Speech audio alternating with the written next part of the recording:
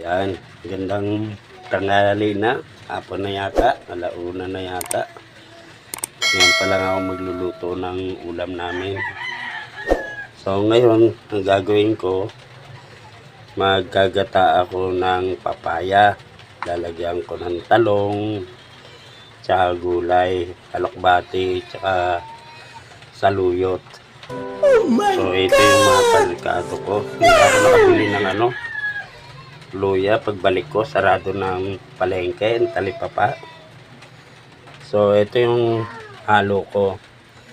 Inihaw na bangus. Yan. At ito yung papanlasa ko. Pang imbis na asin, bagoong. Tatry ko yung bagoong. So ito yung kakang gata at ito yung pangalawang gata. So yun.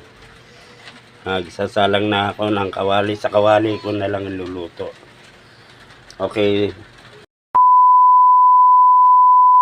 Una ko na munang pakuluan yung yung papaya. Siyempre nilagay ko na rin yung ibang panghalo. Yan. Para kasi yung papaya medyo matagal-tagal lumambot. So yan, kumukulo na. Baka pwedeng ilagay ko na yung talong.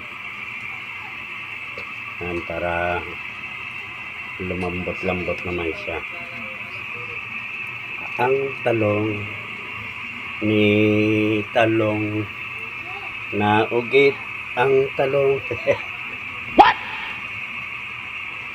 So yan. Mamaya-maya ako na ilalagay yung mga dahon, yung alokbate tsaka saluyot. Tatakpan ko muna. Alright. A few moments later. Tingnan natin. Wow, tulo na. So, bago natin haluin, lagyan muna natin ng bagoong para medyo sumipsip ang lasa niya. Yan. Hirap. Walang tagahawak ng camera.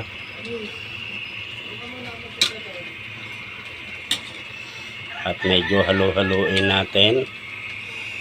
Yan.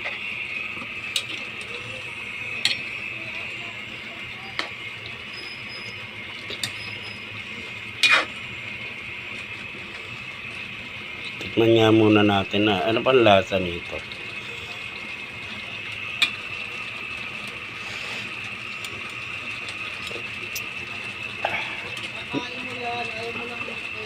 Wow, sarap pala.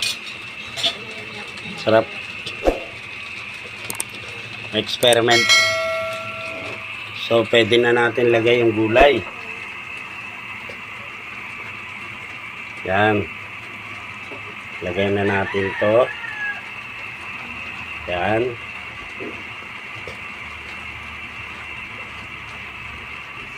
So, yan. At takpan natin ng konti. Konti, no? Takpan natin. Umiya ulit. A few moments later. So, nailagay na natin yung kakang gata. Yan. Alright. Tikman natin. Ito na yung pinaka the best.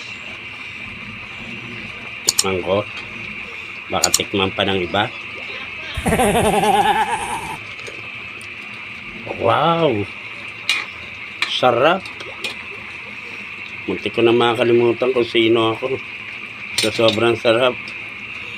Yun, so yun, papatayin na natin mga kadadi, mga idol. Yan, mga kalodi. Yan, maraming salamat. Yan. At lagi po natin tatandaan, lagi po tayong manalangin, humingi ng basbas at gabay ng ating Panginoon Diyos na sa langit. Amen. Yan, thank you.